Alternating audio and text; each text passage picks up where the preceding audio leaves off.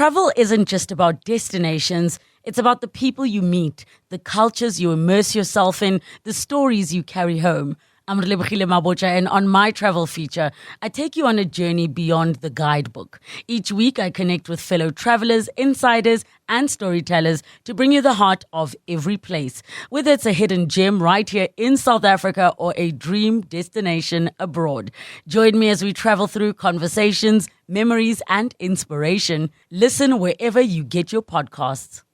You're with Clement Manyathela. 702. All right, let's now speak to the person that the president has appointed to act as the Minister of Police. Remember, the president has appointed Professor Firoz Cachalia to be the acting police minister.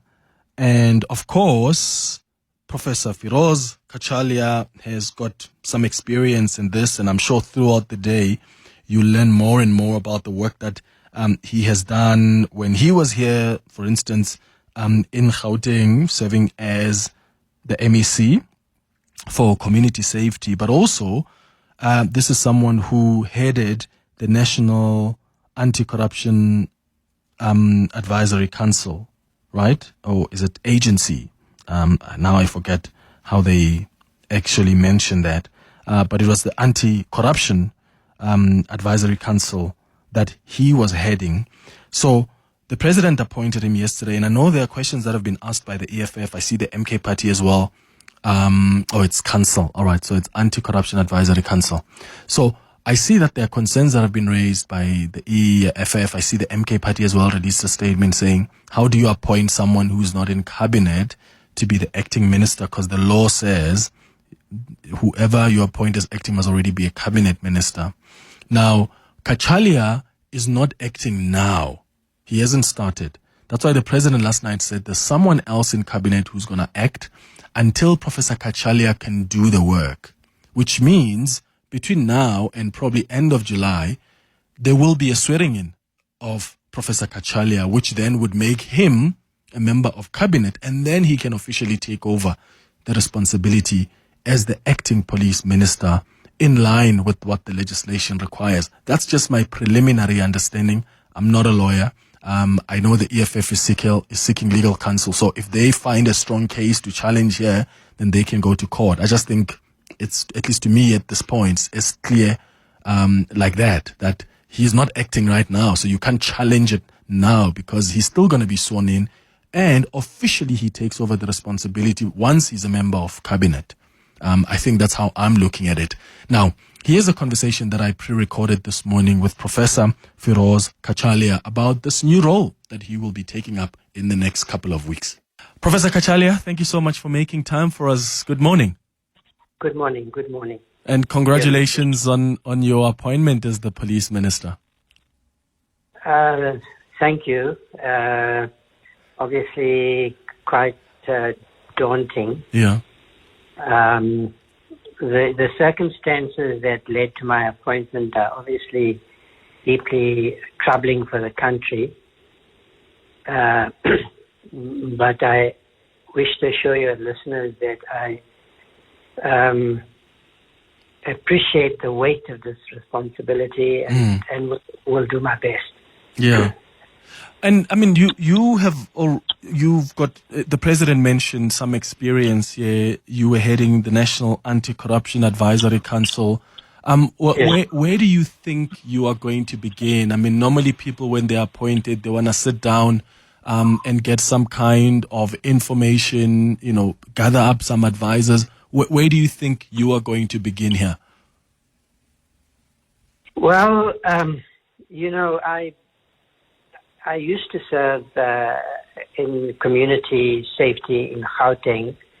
I served for a 5-year period and learned a lot, I think, in that experience.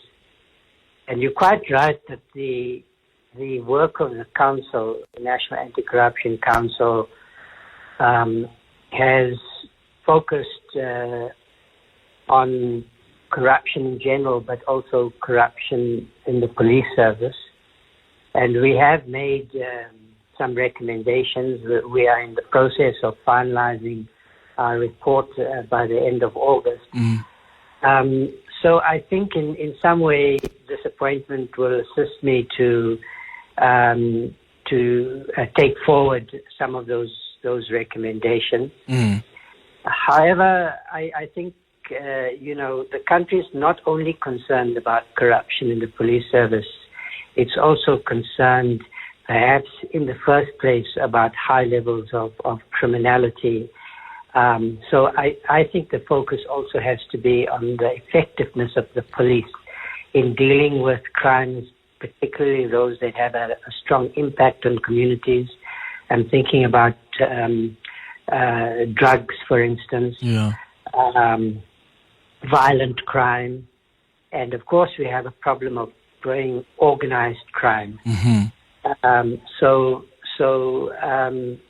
still getting my head around what the priorities need to be, and I hope to be in a good position to kind of hit the ground running by the 1st of August. Yeah, I do think that part of the reason the president decided to go with someone like you, who is also an academic, but also understands very much the kind of issues we have in this country as far as crime and perhaps even corruption in the system is concerned, is that he wanted someone who is not political, given that there are already concerns about the infiltration of the SAPS or law enforcement agencies through politicians. But are you not worried that you are probably going to be frustrated then by the system itself? I mean, if there's infiltration, does it worry you that maybe the people you will be working with may frustrate your work here? How do you think you can maneuver that?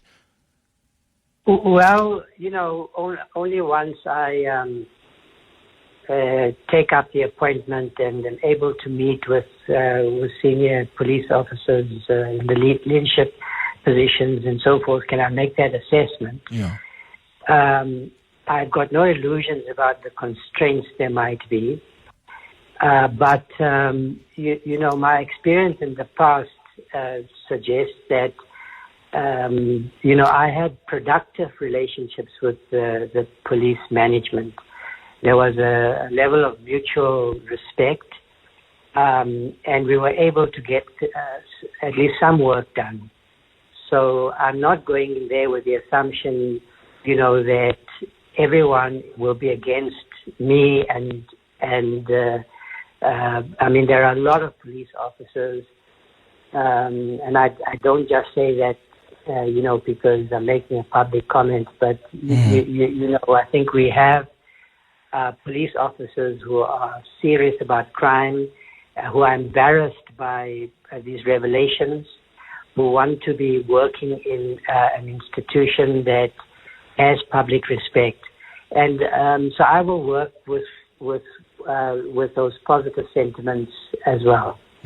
Yeah. Well, do you think that you would prefer to also bring in your own staff to perhaps even deal with that, or are you prepared to work with the existing staff of perhaps the minister or those, particularly like when it comes to communications or advisors, or do you think it's best that you bring your own people? Well, I'm going to have to discuss this matter with the president. I'll have to make an assessment. I mean, I did in Gauteng. I benefited from being able to bring in a few of my own advisors, but I also worked with a department that, of course, preceded my appointment, and still those were productive relationships. So you've got to be able to do that. Go into an organization and work with the people who are there. It should also be borne in mind that, as I understand the president's decision, this is an appointment for the duration of the work of the Judicial Commission of Inquiry. So he indicated that the commission will probably sit for about 6 months. 6 months is not a long time to govern the Titanic. Yeah. But I'm going to go in there with a set of priorities, and I hope to make a difference in the time that I will have. Well, Professor Cachalia, thank you for your doing country duty and for agreeing to somehow help in this very difficult situation the country finds itself in. And we wish you all the best. I think when you succeed, South Africa succeeds. So we'll be praying for you and thinking about you as you go about these responsibilities. Thank you so much for those comments. All right, that is Professor Firoz Cachalia, the incoming acting police minister. 702. The Clement Manyathela Show. Let's walk the talk. 23 minutes now after 10 o'clock. Let's bring in Nathi Nhleko, who is the former Minister of Police. As I said to you earlier, I wanted to bring in someone who's been in these shoes, who can maybe share his own experience with us about criminal syndicates and their ability to infiltrate the SAPS. He joins us now on the line. Mr. Nhleko, thank you for making time for us. Good morning. Yeah, hello, good morning, sir. How are you? I'm all right, thank you. So when you were police minister, did you at any point have to deal with this level of interference and criminal infiltration within the police? And I wanted you to come because we want to understand as South Africans whether are we just dealing here with a surface issue of allegations and counter allegations, or could there potentially be a bigger fight going on behind the scenes, either between criminal syndicates or drug cartels, and that's expressing itself through those that are appointed in these SAPS top echelons? Now, look, I think we're dealing with a much more bigger problem than narrowly just the question of drug syndicates and criminal cartels and so on. The fact of the matter is that criminal formations will always try their best to crack into the system and so on. But there are three broader issues that, in the light of the recent developments, come to light. The first one is that this is a broader governance problem and governance failures on the one hand. In a sense that you have, for an example, existing institutions within our legal framework that fall within the state that should be in a position to do this kind of work. For an example, the conduct of the police is always investigated and subjected to an independent police investigative directorate and so on. Yeah. The conduct of the judiciary and related services is always under the auspices of the Judicial Services Commission and so forth. Now, so the fact that we're not using such instruments do want to suggest that we have governance failures within the system. That's the one aspect. The second one is that you also have the issue of the interface between political management and administration. And I think the issues that were raised by General Mchunu, for instance, are largely within that area. The Constitution is quite clear, because there's also a historical context when we were writing the Constitution at the time, why we came out with, I think, Section 206 and Section 207. The question of political oversight falling under a civilian control, in other words, falling under a minister. Yeah. It's clearly informed by historical perspective that during the days of apartheid, we had a police state, and therefore it became critical that policing needed to be overseen from a civilian perspective and so on. Now, but operational control is with the National Commissioner. Now, the fact that we are a police minister or a minister of police, I think that's what it is called in the Constitution. The fact that we are a minister of police does not necessarily empower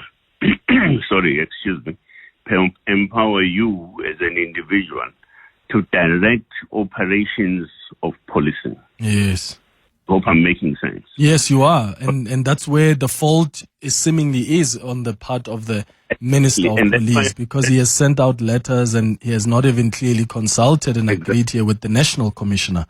Exactly. That's the point. And that's why I'm raising the issue of the administrative interface between political management and administration. And we need to be quite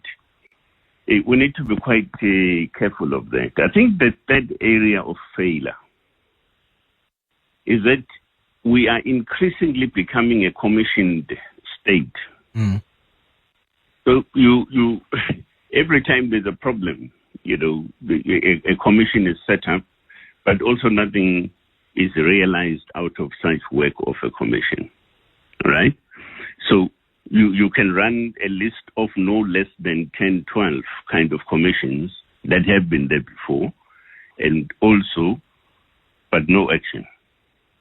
Yeah. And that's a governance, and that's a governance problem. Yeah. So you think that as society we do need to take stock of this, because essentially the allegations, they are serious to an extent that all they do, they actually threaten the democratic outlook of our society. Mm. If you have elements that begin to point out that you have a judiciary, for an example, that is corrupted, or you have the police service that is corrupted, the prosecution arm of the state, a prosecutory arm of the state that is also corrupted, and so on. So clearly, the question of public confidence is completely undermined. Yeah. Let me ask about police ministers who often want to have their own police commissioners. How big of a dynamic is that? Because even in this case, we've seen it over in the past, whether during the time with Fikile Mbalula, with Becky Cele, with others before. It's almost like any police minister wants to have their preferred police commissioner. Help us understand that dynamic and why that's often the expectation. No, if that is the case, that is the wrong approach altogether. First and foremost, police are professionals and they are loyal to policing as an institution. They are not loyal to you as a politician. And that's the line that needs to be drawn in between the two. A good policeman is always directed by what the legal prescripts are that dictate his or her function. And they're loyal to that. Now, and I think we should keep it that way. We should keep it that way. I mean, all you can do as a political operative is to deal with the issue of policy development, policy direction, and overseeing the operations and whether or not what police are doing is in tandem with the stated objectives, both of the Constitution, but also public expectation. Mm. And that's it, and leave it at that. So it wouldn't be a correct approach that if you appoint me today as a minister, therefore, it means I must go the direction of handing you around for you to leave 702 and become a national commissioner because I happen to like you or something. No, it can't be. It can't be correct an approach. Yeah, got it. Nathi Nhleko, thank you so much for coming through with those insights from someone who has been in the belly of the beast, so to speak. Nathi Nhleko is the former Minister of Police.